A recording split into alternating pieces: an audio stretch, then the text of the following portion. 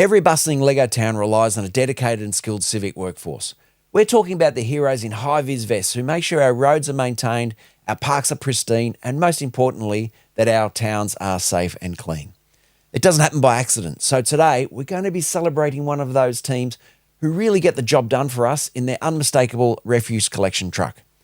The community relies on a clean and efficient service. So let's see if this set from 1987 is up to the task. I'm Lord Paul, and this is Lord Paul's Bricks.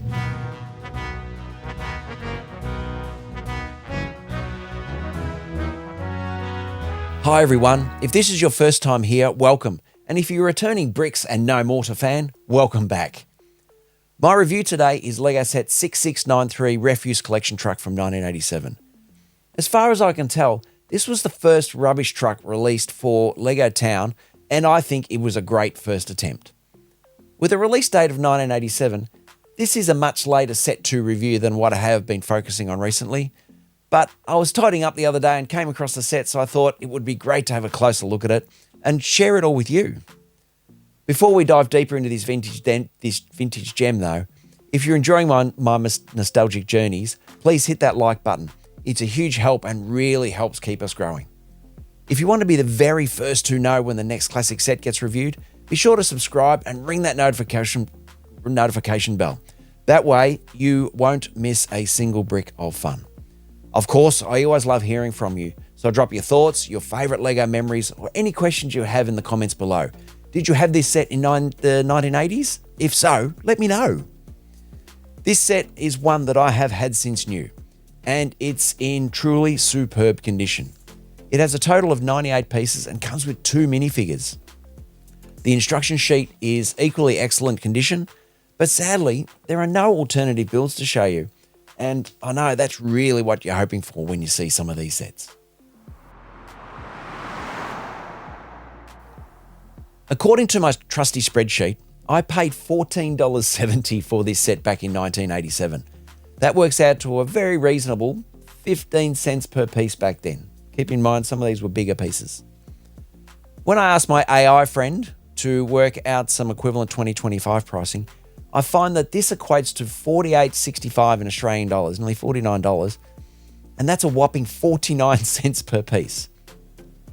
Interestingly, when I look at 90 to 100 piece LEGO City sets that I've bought recently, their retail price is still around $15. However, there's a big caveat here. This vintage set has a higher proportion of actual bricks and larger, more substantial pieces than similar piece count sets today. So in that context, it really does look like the 2025 sets look a pretty good deal. To get 2 minifigures in a set with less than 100 pieces was a real win back then, and these guys are fantastic. Our first minifigure sports a white torso with blue bib and brace overall print and white arms, blue legs that match the print, and a black classic cap. This guy is unique to this set, so he's very special indeed. The white and blue torso, however, was used in 51 sets between 1984 and 2005. The second minifigure looks like he might be the muscle of the pair. He has a blue torso with a white work shirt print, matching blue legs, and a black hairpiece. We're 2 for 2 for this set in that this minifigure is also unique to this set. And that's a double win for collectors. The blue torso, though, was used across 54 sets between 1979 and 2003. The classic hairpiece for this guy was used in a massive 506 sets between 1979 and 2003, and it appeared in 12 different colours, with black and brown, though, being the most common. We're going to have a look at the unique, the rare, and the discontinued pieces that are in this set. Some of the gems that I uncover in this part of my videos are really cool, so let's just get into it. For those who are wondering, there are no stickers in this set, which is a huge plus. And to me, I don't really mind stickers in a set, but not having them is always better. The use of bright yellow for the truck gives it a fantastic retro feel. I don't know how common yellow garbage trucks were, even in 1987, but with the red accents breaking it up, I think it works really, really well. The most unique piece in this set is the 1x4x3 panel with solid studs with the recycling arrows print. This piece was only used in 2 sets, with this one being the first. The other one was an educational set from 1991. The panel itself is quite common, but with this specific print, it is very rare indeed. The 2x4 hinge plate, which is black in this set, was first released way back in 1969, and after being used in 192 sets, it was discontinued in 2003. Another common sight in many sets was the trash can with 2 handles that was launched in the same year as this set, and in that year it was seen in 5 sets. This version has 2 holders for the lid, which are just in the top here, and that was seen in 59 sets all the way up until 2014. In 2009, an alternative version of the bin itself, which is the one we know today, was released, and this had 4 holders for the lid and has so far been used in 133 sets. Another piece that is quite common now, which was also released in the same year as this set, is the modified 1x2 grill tile. This set has an early version of this tile without the bottom groove, and this was used in 132 sets from 1987 through to 1997. It was then replaced with a slightly different design with the adding of a bottom groove, which made removing them easier. So that's all the parts for today. I think now it's building time. The instructions are on a large fold-out sheet with 13 main steps and some sub-builds to complete to put it all together. Starting off with the base of the truck, the hinge plate to tip the compactor, the axles and the lighting. We then build up the cabin before we start the sub-build of the compactor itself. Once the compactor is on the main truck, we will complete the second sub-build, which is the left mechanism and tailgate. It's all together now for a nicely functioning truck. Our 2 workers are now ready to start work. Load up the bins, tip them into the back.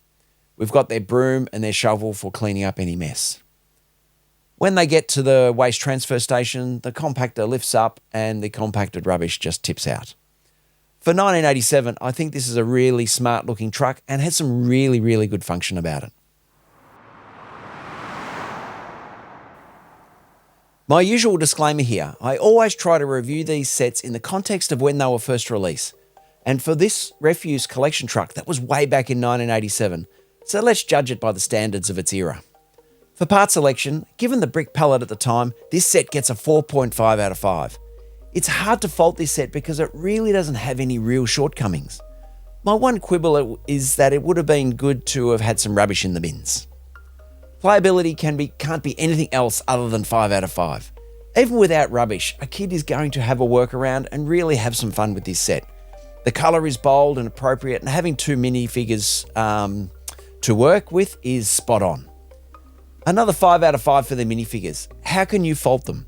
They're both unique to this set, which adds collectible value to it. They're quite important in how they present, and play is important with this set. Building enjoyment is another 4.5 out of 5. I am trying to put myself back into 1987 when I got this set and built it for the first time, and fascinated by the fact of how the compactor tilts and the back opens when unloading, and how the tilt-up mechanism works to empty the bins. It's a really good set with some really good function to this relatively small set. So that's an exceptional 19 out of 20 for this set. That's an awesome score, but it's a set that nails the brief and it's so well deserved. I mentioned earlier that this was the first garbage truck in the LEGO town or city themes. Since this one, from what I can tell, there have been 7 more iterations of waste or recycling trucks.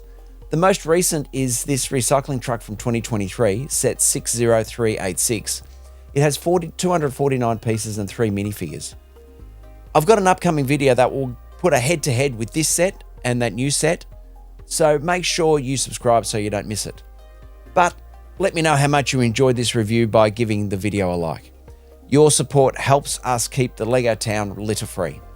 I've got a lot more classic reviews in the pipeline and the comparison I mentioned earlier, So make sure you subscribe and hit that bell icon so you know exactly when they land. You won't want to miss them. If you've got questions, feedback, I'd absolutely love to hear from you in the comments section below. Does this set bring back special memories for you? Do my reviews make you want to hunt down any of these classic sets to add to your own collection? Let me know your thoughts. Until next time, keep on building and keep expanding your amazing vintage Lego town. I'm Lord Paul, and this is Lord Paul's Bricks, and bye for now.